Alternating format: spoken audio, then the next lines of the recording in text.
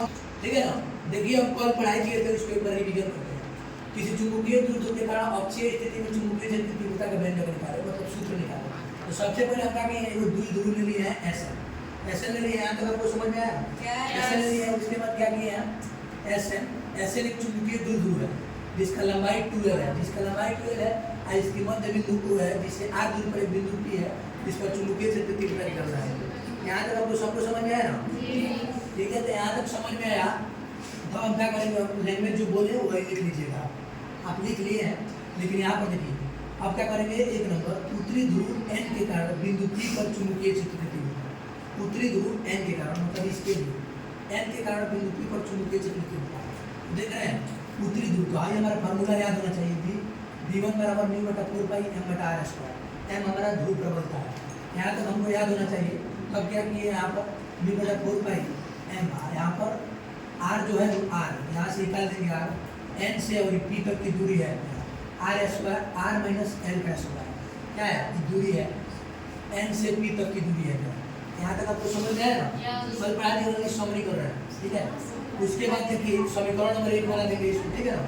देख रहे हैं उधर क्या है, इसका दिशा किधर है, एनपी दिशा, इसीलिए इसको क्या कहते हैं, एनपी दिशा। दिशा दर्शा दीजिएगा तो अच्छा रहेगा, इधर से कोई दिक्कत नहीं। अब यहाँ पर ताकि एक नंबर समीकरण बना दिए। उसके बाद दूसरा नंबर दक्षिणी ध्रुव एस के कारण बिंदु P पर चुंबकीय क्षेत्र तीव्रता। दूसरा नंबर उसी तरह है, जैसे उत्तरी ध्रुव के निकाले थे वैसे ही दक्षिणी ध्रुव के निकाल रहे हैं, ठीक है। यहाँ पर V1 निकाल दिए, इसीलिए V2 दे दिए, म्यू बटा 4 पाई m। यहाँ पर क्या कर दिया, S से P तक की दूरी, S से P तक की दूरी हम निकाल दिए हैं, समझा दिए हैं कल, हमने आपको समझी बताया r प्लस l स्क्वायर। यहाँ तक हमारा समीकरण नंबर 2। यहाँ तक आपको सबको समझ में आया? कैसे दूरी निकाले थे ये आपको समझ में आया ना? दूरी में कंफ्यूजन होता है, आप दो चार बार बना लीजिएगा घर जाकर, ठीक है ना। अब लेकिन जब दोनों समीकरण निकल गया तो हमको परिणामी तीव्रता निकालना है। देखिएगा कि परिणामी तीव्रता ताकि b बराबर V1 में से घटा दिए V2 तो हमारा परिणामी तीव्रता निकल जाएगा। इसके लिए देखिए समीकरण 1 हमारा है V1 और समीकरण 2 है हमारा V2। इसको ऐसे लिख दिए हैं, हम म्यू बटा 4 पाई देख रहे हैं आप, म्यू बटा 4 पाई m, म्यू बटा 4 पाई m देख रहे हैं आप, है ना। तो इसका कि इसको कॉमन ले लिया है, म्यू इंटू m बटा 4 पाई कॉमन लिया कि नहीं, आप कॉमन ले लिया, तब 1 बटा r माइनस m का स्क्वायर माइनस 1 बटा r प्लस m। तब यहाँ पर उनका क्या है, भिन्न का जोड़ बना दिया, देख रहे हैं आप। इधर से इधर क्रॉस मल्टीप्लाई करती है एचिया गुना, ठीक है। इसको इधर भेज दिए, इसको इधर भेज दिए। यहाँ तक समझ में आया? एलसीएम निकालेंगे तो ऐसे क्या, एलसीएम निकालेंगे तो एलसीएम निकाल दिया, वही बता रहा है। एलसीएम इसको निकाल दिया, चाहे एचसीएम गुना कर दिया इधर। हमारा a minus b a plus b का फॉर्मूला यहाँ पर लगा दिया, तो पूरा यहाँ पर भी स्क्वायर है, यहाँ पर भी स्क्वायर, इसीलिए a square plus b square और फिर a स्क्वायर लगा दिया, ठीक है। और ऊपर वाला का यहाँ पर स्क्वायर कर दिया। यहाँ तक आपको सब कुछ समझ में आएगी। उसके बाद क्या किया है, यहाँ पर म्यू बटा 4 पाई यहाँ पर देख रहे हैं कट गया है आर स्क्वायर माइनस है, जाकर माइनस कर देगा, इसीलिए कट गया है, ठीक है। 2r कितना हो गया, 4r हो गया। उसके बाद म्यू इंटू m बटा 4 पाई 4r हो गया। यहाँ पर हमारा मीटर क्या है, ऐसा इसमें है r square minus l square. यहाँ तो समझ में आया आपको? और क्या किया है यहाँ पर, वही लिख दिया यहाँ पर, इसको क्या किया है 4r इंटू 2 इंटू 2r लिख सकते हैं कि नहीं? ऐसा 2 इंटू r 2 लिख सकते हैं। हाँ, कुछ भी आप लिख सकते हैं, क्योंकि गुना में आप 4 गुणे 5 है, 5 गुणे 4 लिखे तो कोई फर्क पड़ता है? वैसे ही इसको कैसे भी आप लिख सकते हैं, लेकिन हमको फार्मूला याद है भाई, चुंबकीय द्विध्रुव आगे बड़का m बराबर छोटा m इंटू 2 है, बड़का m बराबर छोटा m इंटू 2 है, यानी 2ml हमारा फार्मूला है।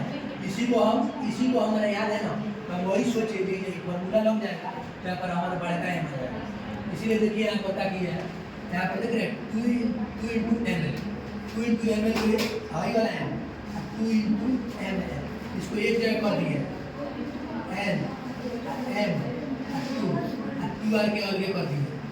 यहाँ तो आपको समझ में आ रहा है? बहुत डिफिकल्ट, उतना डिफिकल्ट नहीं है, आप बार बार सीख करिए तो आपको आ जाएगा। यहाँ तक आपको समझ में आया कि नहीं? 2 ml के जगह पर हम बड़का m लिख सकते हैं कि नहीं?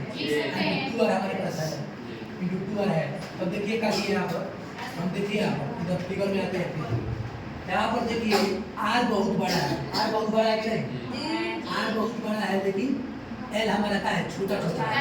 तो इसका मतलब हम यहाँ पर क्या करेंगे, आर बहुत बड़ा है एल से तो आर नंबर है, मतलब आर नंबर में नहीं है, एल नंबर है, आर बहुत बड़ा है, इस पर क्या बोलते हैं ग्रेटर देन है, मतलब R greater than L, R greater than मतलब बहुत है, मतलब बड़ा है, आर बहुत है बड़ा है एल से, इसीलिए क्या करेंगे हम ना मात्रा कोई चीज है तो उसको समाप्त कर दीजिए, क्यों ना मात्रा रखिए, इसीलिए हम क्या एल को यहाँ पर समाप्त कर दिए, देख रहा है एल को यहाँ पर समाप्त कर दिए, एल को यहाँ पर काटेंगे हम तो आर स्क्वायर बचेगा, आर स्क्वायर का आर स्क्वायर आर फोर हो जाएगा कि नहीं, आर का और फोर हो जाएगा कि नहीं, यहाँ तक आपको समझ में आया कि नहीं, कितने बताइए।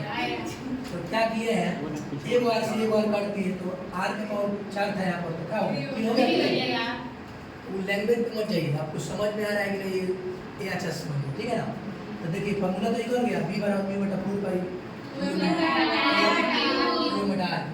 बहुत इंपॉर्टेंट फार्मूला है, क्योंकि अक्षीय निरक्षीय में आ सकता है, ठीक है।